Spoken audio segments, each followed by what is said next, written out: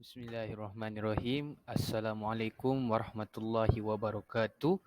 Dan selamat sejahtera saya ucapkan kepada pesyarah yang disayangi Encik Zulkifli bin Muhammad Asbah. Jadi sebelum saya memulakan pembentangan refleksi pertengahan praktikum kita pada kali ini, jadi alangkah baiknya saya perkenalkan diri saya. Okey, nama diberi Muhammad Fahmi Hakimi bin Nazri dan saya dari kelas BMSK2 ambilan Jun 2019. Tanpa buang masa, kita teruskan pembentangan kita pada hari ini. Baiklah, sebelum kita telusuri berkenaan refleksi pertengahan praktikum, alangkah indahnya saya perkenalkan dahulu sekolah yang telah saya menjalankan praktikum, iaitu SRK Lok Yuk Likas. Jadi sekolah ini terletak di Likas dan dia tidak berapa jauh juga dari kota Kinabalu. Jadi jumlah murid di SRK Lok Yuk Likas menurut data yang terkini berjumlah 867 orang murid, manakala guru berjumlah 45 orang guru, dan sekolah ini juga menjalankan 2 sesi, iaitu sesi pertama, sesi pagi untuk murid tahap 2, manakala sesi petang untuk murid tahap 1. Jadi untuk diri saya sendiri, yang mana saya merupakan guru pelatih di SRK Lok Yuk Likas ini, saya mengajar subjek yang mana telah dibahagikan kepada 2, iaitu subjek major dan subjek minor. Iaitu bagi subjek major saya akan mengajar bahasa Melayu, manakala subjek minor saya akan mengajar pendidikan kesihatan. Untuk tahun pula saya mengajar tahun 5 bagi sesi tahun 2022, dan seusai sahaja habis cuti persekolahan, masuknya tahun 2023, saya akan mengajar murid tahun 6. Seterusnya kita beralih kepada pengetahuan dan kemahiran sedia ada di IPG yang saya aplikasikan di sekolah. Okey, yang pertama, pengurusan bilik darjah. Yang kedua, aplikasi pengajaran secara didik hibur. Yang ketiga, penyediaan rancangan pengajaran harian. Yang keempat, teknik tumpuan, dan yang terakhir, penyediaan kertas kerja. Daripada kelima-lima pengetahuan dan kemahiran sedia ada ini, saya selaku guru pelatih, saya akan melaksanakan kelima-lima pengetahuan dan kemahiran sedia ada ini di sekolah, yang mana apa yang saya dapat di IPG, saya perlu laksanakan dan aplikasikan dia di dalam suasana sekolah, yang mana kita tahu sebagai seorang bakal guru, pelaksanaan dan pengetahuan di IPG itu sangat dititik beratkan, yang mana kita tahu sekiranya tidak diaplikasikan, bagaimana praktikum tersebut akan berjalan dengan lancar. Jadi kelima-lima pengetahuan dan kemahiran sedia ada ini amatlah penting untuk saya melaksanakan proses praktikum di sekolah. Kita teruskan seterusnya, pengetahuan dan kemahiran baharu yang diperolehi. Yang pertama, interaksi dan komunikasi. Yang kedua, menguruskan aktiviti, yang mana aktiviti di bawah program sekolah. Yang ketiga, pengajaran menggunakan Smart TV. Yang keempat, aplikasi lembaran kerja, iaitu pentaksiran bilik darjah. Yang kelima, kawalan kelas. Yang keenam, video menarik. Yang ketujuh, menjaga peperiksaan. Okey. Saya akan terangkan yang pertama, iaitu interaksi dan komunikasi. Interaksi dan komunikasi di sini maksudnya hubungan saya di sekolah, yang mana saya perlu berinteraksi dengan warga sekolah. Seperti saya ambil contoh, pertama sekali saya masuk sekolah, saya berjumpa dengan pengawal keselamatan, yang mana saya akan mengucapkan selamat pagi kepada pengawal keselamatan. Itu merupakan salah satu interaksi dia. Okey, kita masuk pada yang kedua, iaitu menguruskan aktiviti dan program sekolah. Di sini guru pelatih banyak melibatkan diri dalam aktiviti dan program sekolah, yang mana kita tahu kualiti seorang guru pelatih ini amat ditagih oleh guru-guru senior di sekolah. Jadi selaku seorang guru yang baru sahaja masuk dalam dunia persekolahan, sebaik-baiknya amanah yang diberikan oleh pihak sekolah itu patut dijaga dengan baik. Yang mana kalau contoh sebagai saya, pengalaman saya saya pernah menguruskan aktiviti yang mana saya perlu menjadi pengerusi majlis. Jadi saya perlu melaksanakan tugasan tersebut dengan baik dan tidak, kalau boleh, pelaksanaan majlis tu berjalan dengan lancar. Seterusnya kita masuk pada pengajaran menggunakan Smart TV. Untuk makluman Encik, sekolah SRK Lok Yuk Likas ini menggunakan Smart TV sebagai medium pengajaran, yang mana bagi saya ia merupakan salah satu medium yang boleh dikatakan sangat canggih dan amat membantu saya semasa mengajar pengajaran, khususnya subjek Bahasa Melayu.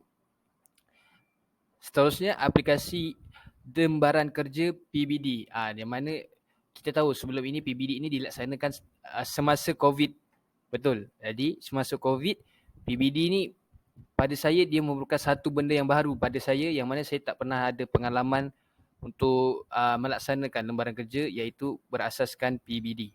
Yang seterusnya, kawalan kelas. Okey, kawalan kelas ni pada saya pada awalnya saya agak kekok untuk mengajar dan mengawal kelas. Jadi di sini saya mengambil beberapa nasihat dan dorongan daripada guru-guru pembimbing. Yang mana kita tahu saya guru pelatih telah diletakkan di bawah satu guru pembimbing, yang mana satu untuk teras dan satu untuk elektif. Jadi khususnya untuk Bahasa Melayu, saya rujuk kepada guru pembimbing saya bagaimana untuk mengawal kelas. Seterusnya, video menarik. Okey, video menarik ni sebenarnya sebuah idea yang memberi perhatian kepada murid, yang mana murid apabila, contoh saya kaitkan dengan Smart TV. Okey, Smart TV, saya tayangkan video yang menarik di Smart TV, lalu murid sekaligus dia macam dapat menarik perhatian murid untuk menumpukan perhatian dalam kelas. Dan yang terakhir, menjaga peperiksaan. Okey, menjaga peperiksaan di sini semasa minggu pertama persekolahan. Okey, sekolah SRK Lok Yuk Likas telah menjalankan peperiksaan akhir, iaitu untuk semua murid, yang mana saya sendiri selaku guru pelatih, saya diamanahkan untuk menjaga peperiksaan murid. Jadi di sini saya dapat lihat bagaimana situasi di dalam kelas semasa peperiksaan. Okey, seterusnya kita masuk kepada masalah dan cabaran. Okey, masalah yang pertama saya dapati semasa praktikum yang saya jalankan, kawalan murid. Yang kedua, penghantaran tugasan yang diberi. Dan yang ketiga, keselamatan murid semasa menjalankan aktiviti. Kawalan murid yang pertama sekali ini, kawalan murid kita dapat tahu murid ini seorang kanak-kanak, dan kanak-kanak ini perasaan diorang ingin bermain. Jadi selaku seorang guru, saya perlu mengawal setiap tingkah laku mereka, yang mana murid ini sendiri mereka tahu nak main saja. Jadi sebagai guru, saya perlu membimbing mereka yang mana tidak baik dan mana yang baik. Yang kedua, penghantaran tugasan yang diberi. Okey, penghantaran tugasan yang diberi ni pada saya sendiri, saya dapat lihat dari contoh satu kelas yang saya pernah mengajar, daripada 32 orang itu, tak semestinya 32 orang itu akan menghantar tugasan yang diberikan. Jadi saya selaku seorang guru, saya perlu menanam satu sifat, iaitu sifat kesabaran, yang mana saya tidak boleh saya tidak boleh terus terjah kenapa murid itu tak hantar tugasan. Yang mana saya tahu sebagai seorang guru, saya perlu bertanya dan selidik terlebih dahulu bagaimana cara untuk mengatasi masalah ini. Yang ketiga, keselamatan murid semasa menjalankan aktiviti. Okey, perkara di sini yang paling dititik beratkan, yang mana keselamatan murid ni perkara yang sangat sensitif, yang mana kita tahu murid, seperti yang saya sebutkan awal tadi, dia ingin bermain. Jadi diorang ni kalau tiada bimbingan boleh mendatangkan musibah. Jadi selaku seorang guru juga, saya perlu menjaga keselamatan murid semasa menjalankan sesuatu aktiviti. Okey, apakah faktor yang mendorong kepada masalah-masalah yang telah saya sebutkan awal tadi? Okey, yang pertama, tiada bimbingan dan sokongan. Betul. Yang kedua, masalah keluarga. Yang ketiga, alatan yang terhad. Dan yang keempat, kewangan semasa. Okey, berderetan dengan faktor tersebut akan menimbulkan kesan. Okey, apakah kesan yang timbul dan implikasi yang timbul? Yang pertama, objektif pembelajaran tidak tercapai. Yang kedua, kehadiran merosot. Yang ketiga, tidak membuat tugasan diberikan. Yang keempat, ketinggalan dalam pelajaran. Ini yang kita tidak mahu, ketinggalan dalam pelajaran. Selaku seorang guru, amat ralat untuk seorang guru sekiranya murid ketinggalan dalam pelajaran. Dan yang terakhir, prestasi merosot. Okay, seterusnya kita masuk kepada ilmu binaan dan inovasi. Jadi semasa saya praktikal, saya telah melaksanakan peta iDikebas. Okey, apa itu peta di iKebas? Okey, peta ini merupakan sebuah intervensi yang telah dihasilkan oleh rakan kelas saya sendiri dan saya telah meminta intervensi ini sendiri sebagai panduan kepada saya, yang mana pengajaran yang berkaitan dengan penulisan karangan. Okey, jadi saya ajar murid tahun 5. Jadi peta di iKebas ni sesuai untuk murid tahun 5, yang mana kesan dia dapat membantu murid dalam meningkatkan kemahiran dalam menulis karangan. Okey, kenapa dia dinamakan peta di iKebas? Okey, dalam penulisan karangan, okey, kita ambil contoh. Untuk isi pertama, murid perlu cari isi iaitu I. I bermaksud diri sendiri. Itu sebagai contoh. I isi. Okey, cari untuk diri sendiri. Yang kedua, ke. Okey. Kenapa ke? Okey, ke. Okey, kita tengok kalau contoh tajuk karangan dia berkaitan dengan menjaga alam sekitar. Okey, ke ni merujuk kepada kerajaan. Okey, apa peranan kerajaan? Jadi murid tulis apa peranan kerajaan. Okey, yang kedua, maafkan saya, yang ketiga ibu bapa, iaitu untuk ba. iDikebas. Okey, ba ni ibu bapa. Okey, apa peranan ibu bapa? Contoh dalam menjaga alam sekitar kan, yang saya sebutkan. Okey, yang terakhir sekolah. Dia sama seperti kerajaan, ibu bapa dan seterusnya sekolah. Okey, seterusnya kita masuk kepada inovasi seterusnya, iaitu saya telah melaksanakan roda beracun, yang mana roda beracun ni merupakan sebuah penghasilan intervensi dari apps Wheel of Names. Okey. Kenapa dia dinamakan roda beracun? Okey, bagi menarik perhatian murid. Itu satu. Yang kedua, okey, untuk merangsang lagi pelibatan murid dalam kelas. Yang mana kesan dia dapat membantu murid. Okey, sebagai contoh saya letakkan murid dia dalam kelas. Okey, sebelum saya memulakan, okey, saya akan tayangkan di Smart TV berkaitan dengan roda beracun. Okey, roda beracun yang mana murid akan menumpukan perhatian mereka pada Smart TV. Jadi murid akan macam terpinga-pinga dan saya memainkan Wheel of Name. Contoh saya bagi nama Khatijah. Okey, Khatijah akan terkejut. Jadi dia begitu dia akan, mungkin dia tidak akan bosan dan dia akan cuba menjawab apa persoalan yang telah diajukan. Okey, seterusnya saya telah melaksanakan buku atas talian. Okey, iaitu saya menggunakan aplikasi Flipbook. Okey, kenapa buku atas talian ni dihasilkan? Ialah bertujuan membantu murid di rumah. Kesan dia murid dapat membuat ulang kaji di rumah dengan ada sumber rujukan seperti Flipbook. Alright. Apa komen dan reaksi terhadap pengalaman mengajar di sekolah? Okey, pada pandangan saya dan dapatan saya, komen dan reaksi terhadap pengalaman mengajar di sekolah ini, pertama sekali yang saya nampak, okey, mungkin untuk guru pelatih yang baru banyak kekurangan yang telah dilihat. Jadi teguran demi teguran itu saya ambil sebagai contoh. Di dalam kelas saya tidak boleh terlalu selesa dengan murid, yang mana bila saya terlalu selesa dengan murid, mereka akan hilang tumpuan untuk belajar. Jadi sebagai seorang guru saya perlu menitik beratkan penegasan dalam pengajaran. Itu yang saya dapat. Yang kedua, apa yang saya perlu lihat ialah situasi murid, yang mana saya tidak boleh terlalu terlampau yang kita panggil, saya perlu memasuki apa yang murid itu fikirkan. Okey, sebagai contoh dalam kelas, murid itu tidur. Okey, jadi saya tanya dulu, kenapa awak tidur? Saya ambil contoh, Faisal, kenapa awak tidur? Okey, contohlah kita tak tahu apa yang dia hadap malam tadi. Okey, itu sedikit komen dan reaksi terhadap pengalaman mengajar di sekolah. Kita masuk kepada kekuatan semasa saya menjalankan praktikum. Okey. Yang pertama, apa yang saya dapat?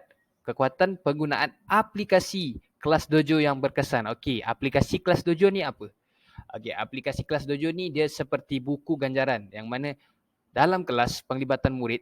Jadi apabila murid dapat melibatkan diri dalam sesuatu aktiviti di dalam kelas, okey, penggunaan Kelas Dojo ini sedikit dapat membantu mereka untuk lebihkan lagi pelibatan mereka dalam kelas. Jadi contoh, saya ambil contoh Amirul, dia menjawab, jadi saya bagi 1 point untuk dia. Jadi dekat Kelas Dojo ni dia akan merekodkan 1 point untuk Amirul.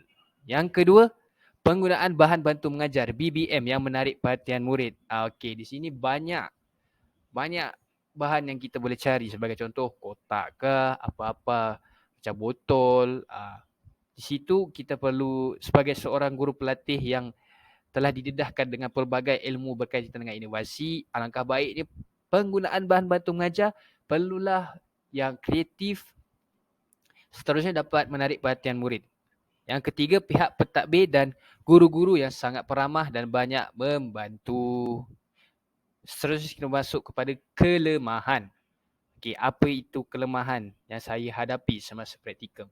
Yang pertama, kawalan kelas. Yang mana kawalan kelas khususnya saya khususkan di sini, kawalan kelas murid kelas belakang. Okey, kita tahu murid kelas belakang ni sedikit nakal. Jadi adalah satu cabaran dan juga kelemahan untuk diri saya mengawal kelas tersebut. Yang mana seorang guru perlu menitik beratkan kesabaran semasa mengajar. Yang kedua, pengurusan masa. Di sini apa yang saya dapat uraikan, pengurusan masa di sini boleh dikatakan agak tidak sistematik sebab bila di semasa praktikum yang saya perasan, okey, akan ada banyak aktiviti. Jadi pengurusan masa tu mesti dirancang dengan lebih awal supaya tidak kita dapat mengelakkan sesuatu yang tidak diinginkan pada masa akan datang. Yang terakhir, murid lebih peka. Okey, apa maksud murid lebih peka? Kelemahan yang saya tekankan di sini. Okey, kita tahu sekarang ni media sosial pada masa kini. Okey, murid-murid dia lebih ke hadapan, yang mana dia lebih tahu trend-trend terkini dan murid banyak bertanya kepada saya berkenaan contoh TikTok, dia orang akan bertanya perihal seperti bahasa Melayu khususnya. Okey, sebagai guru saya perlu lebih lagi peka pada diorang. Itu kelemahan yang saya dapati semasa praktikum. Okey, sekarang kita telah masuk ke penghujung pembentangan refleksi pertengahan praktikum pada kali ini. Jadi yang baik itu datang daripada Allah Subhanahu Wa Taala, yang kurang baik datang daripada diri saya sendiri. Jadi saya sudahi pembentangan RPP pada kali ini dengan wabillahi taufiq wal hidayah. Wassalamualaikum warahmatullahi wabarakatuh.